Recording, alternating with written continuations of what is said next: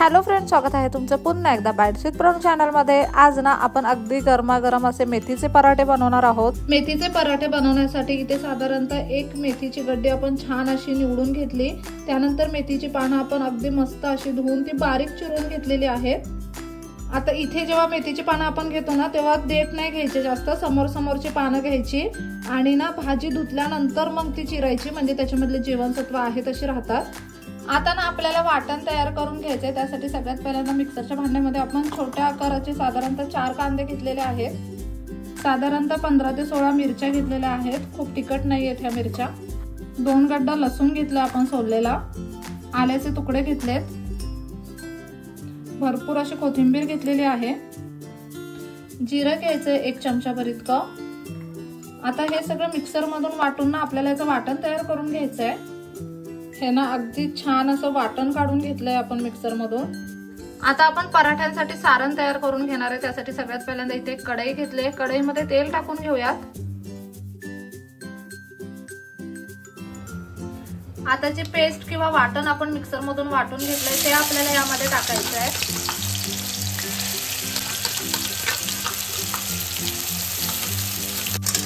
जितकं वाटण आपण तयार केलंय तितकं सगळं वाटण आपण यामध्ये वापरलेलं आहे। तेलावरती छान असं आता हे वाटण आपण परतून घेऊयात।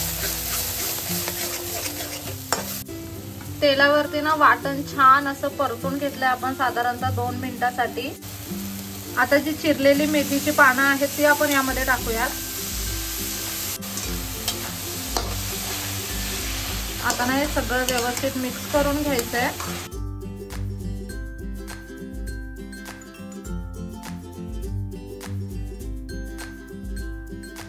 आता ना चवीप्रमाणे मीठ यामध्ये टाकूयात।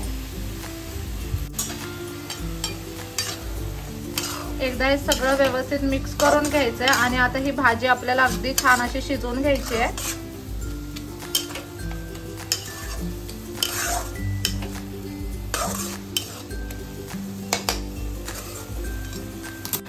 आता इथे गॅस आपण बारीक केलाय आणि कढईवरती झाकण ठेवलंय आणि आता ही भाजी आपल्याला व्यवस्थित बारीक गॅसवरती शिजवून घ्यायची आहे। अगदी मस्त अशी भाजी आपण शिजवून घेतली आहे साधारणतः 4-5 मिनिटांसाठी। आता या भाजीवरती ना आपल्याला हवं तेवढं बेसनाचं पीठ पेरायचं आहे। जितकी क्वांटिटी तुम्हाला हवी असेल तेवढं तुम्ही बेसन पीठ यामध्ये टाकू शकता। याने जे आपण हे मिश्रण बनवलंय ना, ह्या मिश्रणाला एक छान असा दाटसरपणा येतो आणि चवीला सुद्धा एकदम छान लागतात पराठे।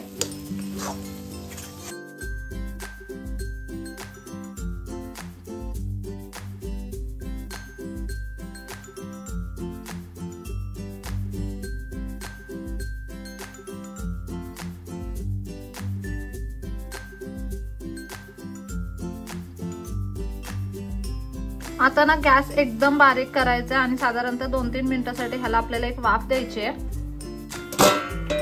साधारणतः ना 2 मिनिटं आपण हे वाफवून घेतलेलं आहे आणि तुम्ही इथे पाहू शकता अगदी मस्त असं हे मेथीच्या पराठ्यांचं मिश्रण बनवून तयार आहे, सारण बनवून तयार आहे। आता ह्याला आपल्याला थंड व्हायला तसंच ठेवून द्यायचंय। इथे ना आपण हे सारण अगदी छान असं गार करून घेतलेलं आहे। आता लगेचच आपल्याला पराठे तयार करून घ्यायचे आहेत। आता ना इथे आपण पोळीचं म्हणजे चपातीचं पीठ घेतलेलं आहे। नॉर्मल चपाती बनवण्यासाठी आपण जे पीठ घेतो ना गव्हाचं, ते पीठ आपण इथे मळून घेतलंय मीठ टाकून। आता ना एक पराठा होईल इतका आपल्याला पिठाचा गोळा घ्यायचा आहे।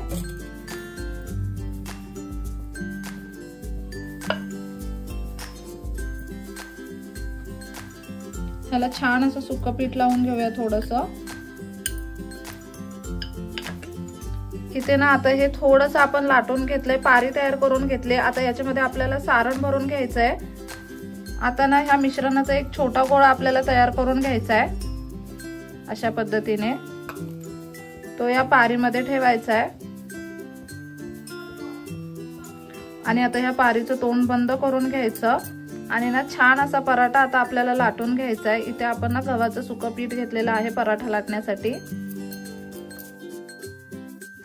आधी ना हातानेच ही पारी अशी थोडी मोठी करून घ्यायची आणि बोटांच्या साहाय्याने असं थोडंसं पसरवून घ्यायचं, जेणेकरून ना आतमध्ये जे स्टफिंग भरलंय ते व्यवस्थित सगळीकडे पसरलं जाईल।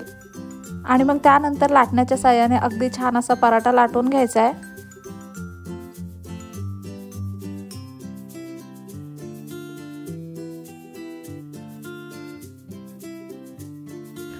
अगदी छान असा हा मेथीचा पराठा आता आपण लाटून घेतलाय। लगेचच ह्याला आता शेकून घेऊयात। त्यासाठी सगळ्यात पहिल्यांदा इथे तवा छान असा गरम करून तव्याला आपण तेल लावून घेतलंय।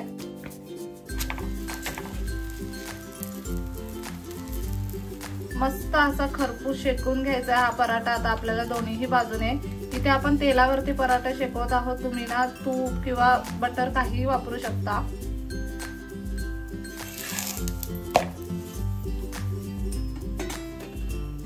आलटून पलटून दोन्ही बाजूने अगदी खरपूस असा पराठा शेकून घ्यायचा आहे।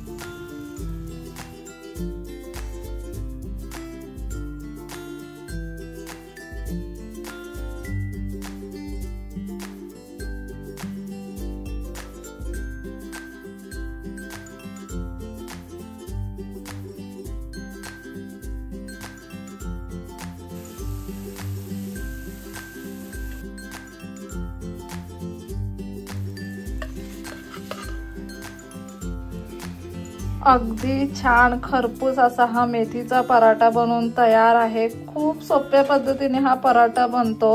हा पराठा ना बनवताना अजिबात फुटत नाही किंवा चिटकत सुद्धा नाही आणि ना खूप सोप्या पद्धतीने बनतो। हे स्टफिंग तुम्ही बनवून ना फ्रीज मध्ये सुद्धा ठेवू शकता।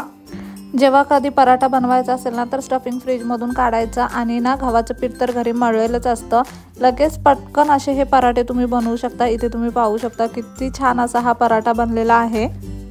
कशी वाटली रेसिपी ना कमेंट करून नक्की सांगा। चला तर मग नेक्स्ट व्हिडिओ मध्ये भेटूया, तोपर्यंत मस्त खा, भरपूर फिरा आणि आनंदी राहा।